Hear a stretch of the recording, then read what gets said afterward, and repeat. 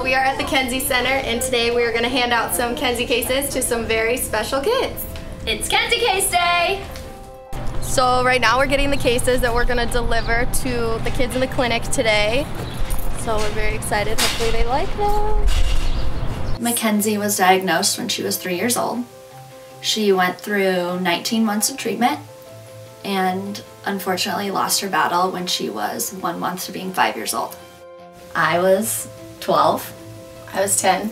You would have never guessed it was that much age difference because she seemed that she was like we were 1, 2, 3. As of right now, we've given out over 2,000 Kenzie cases. Hello, hello! A lot of the thank you notes say they're grateful for the smiles. They talk about how they hadn't seen their child smile and be happy in a long time, and they were worried that, you know, that wasn't something they were gonna get to see again. And they literally just sent cards thanking us for making their kids smile. This is Mackenzie's Kenzie case, as we would talk about it now. Clearly it has Hello Kitty on it, which always reminds us of her. This is exactly how she left it. So this is what she thought was important to bring to treatment. She had coloring books, stencils, pictures, lights, Hello Kitty lights to decorate. She wanted to jazz up the clinic a little bit. This looks like something that she would have drawn. Yeah. This is original artwork. Like, I can look at life because of her with such more positivity, because as much as we went through, like, it's gonna be okay in the end. A remote control car. So after this, you can take it up and down the hallway. You can chase the nurses out of here. So this is kind of like our toy room. This is the Kenzie room. We like to laugh that Santa's workshop has nothing on us because we think we have just Minnie's toys. I think definitely when we pack the cases, we always have her in mind. If you look around, you'll notice a lot of things are Hello Kitty. And that's kind of our go-to because she loved Hello Kitty, so we kind of assume that everyone loves Hello Kitty then, obviously in that age, so. I feel like she's a part of everything that we do. And being around the clinic, you know, there's definitely a lot of memories that bring back, like some things that are hard to think about, you know, when you walk by an isolation room, you're like, wow. The day that we found out Mackenzie had cancer, I mean, it changes the rest of your life. Once you've seen the other side of it and like what these kids go through, it honestly changes everything. And it's perfect because when you come in for treatments and stuff, you can take your bag and you can put some stuff in there and bring it with you, so then when you're here you always have something to do. Yes. I know that's what she would want, and I feel like if she were here, that is something she would do. She would want to help the kids that went through what she did. So I would like to think that we're making her happy by doing that for her, because she can't do it herself.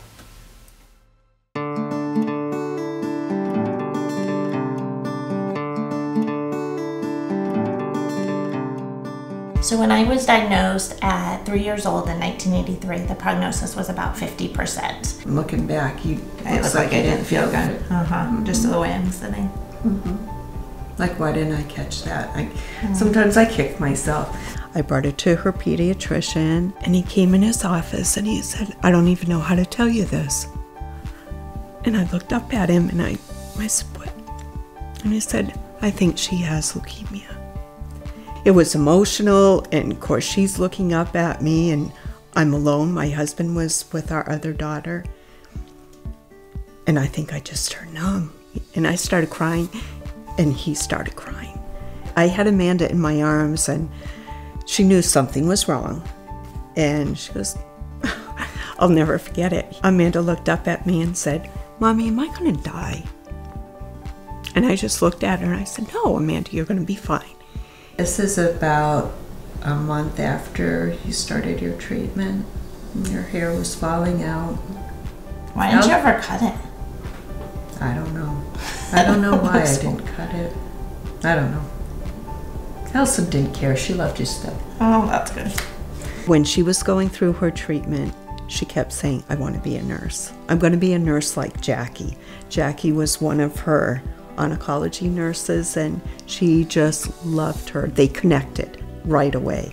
I do remember my mom just saying what an important part she was in my treatment and how she inspired me to be a nurse. I actually started working in adult oncology first, and after about a year I realized that my calling was pediatrics, and so I made the switch to come back to Phoenix Children's, and am so happy that I made that choice.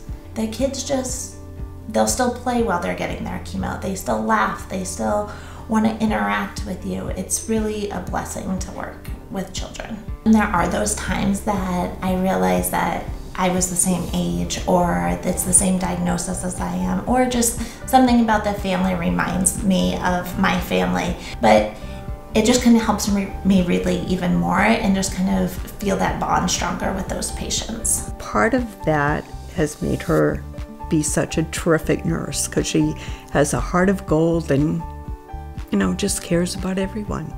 She's warm and real, honestly caring person. So to see that I went on to school, I'm a nurse, I'm married, I have children, I think can just give such hope in a place that can seem so bleak at times.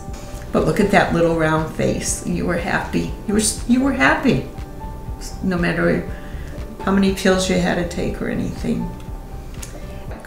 Good and sad memories at the same time. But it's the story. It's the story.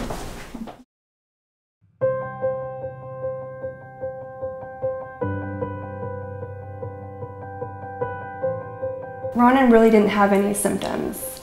By the time we found his cancer, it was already stage 4 cancer, and the only symptom he had was his little left eye started to look droopy.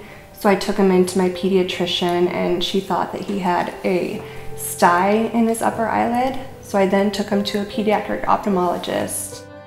Ronan had a huge tumor in his abdomen, and then it had metastasized all the way up into the left orbit of his eye, which is why his eyelids started to droop. And stage 4, it was in every single part of his body, down to his, little fingertips. And this was right after Ronan was diagnosed.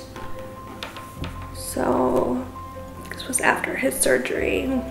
His little left eye, you couldn't tell, it's all black and blue. But he just kept that little brave smile on his face. Like he just knew everything was gonna be okay.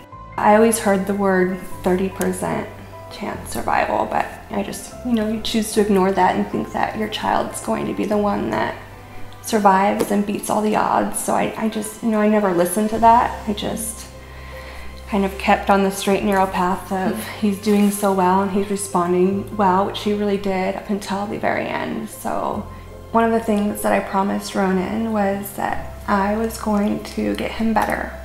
And obviously that was out of my control.